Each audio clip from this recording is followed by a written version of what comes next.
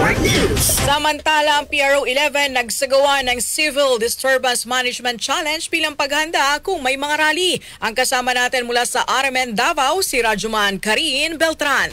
RMN Live Report. Nagsagawa ng Civil Disturbance Management o CDM Challenge ang Police Regional Office of PRO 11 sa Camp Sergeant Quentin Merecido, Buhangin, Davao City kasama ang mga sinasabing rallyista. Dinaluhan din ito na 7 contingents galing sa Regional Mobile Force Battalion, Davao City Police Office at 5 Police Provincial Offices gaya na lang ng Davao Oriental, Davao Occidental, Davao del Sur, Davao de Oro at Davao del Norte. Sa isang panayam kay PRO 11 Regional Director Police Brigadier General Leon Victor Z. Rosete, sinabi niyang isinagawa ang aktibidad upang ihanda ang mga kapulisan laban sa mga rallyista at masukat ang kanilang iba't ibang kakayahan lalo na sa iba't ibang maaaring mangyari sa darating na panahon. Dagdag pang ipinaluwanag ni Rosete ang naganap na komisyon sa pagitan ng KOJC at ang naganap na komisyon sa nakaraang halalan. Kaya bilang pagsunod sa direktiba ni PNP Chief Police Lieutenant General Jose Melencio Nartates Jr., kinakailangan na maging bihasa sa lahat ng operasyon ang kapulisan. At isa pa sa pangunahing itinatalaga sa bawat operasyon ay ang Civil Disturbance Management Operation. Bukod sa nabanggit, nagpakitang gilas din ang 7 contingent sa iba't ibang formation tulad na lang ng single line, double line, umbrella single wedge, double wedge, arrow at box formation. Samantalang, tiniyak din ng pulisya na walang armas na dinala sa naturang aktibidad at wala ring sibilyang ginamit sa pagsasagawa nito, kundi pawang mga miyembro lamang ng pulisya ang nandoon. Kasama mo sa DXDC RMN Davao, Rajuman Karin Beltran,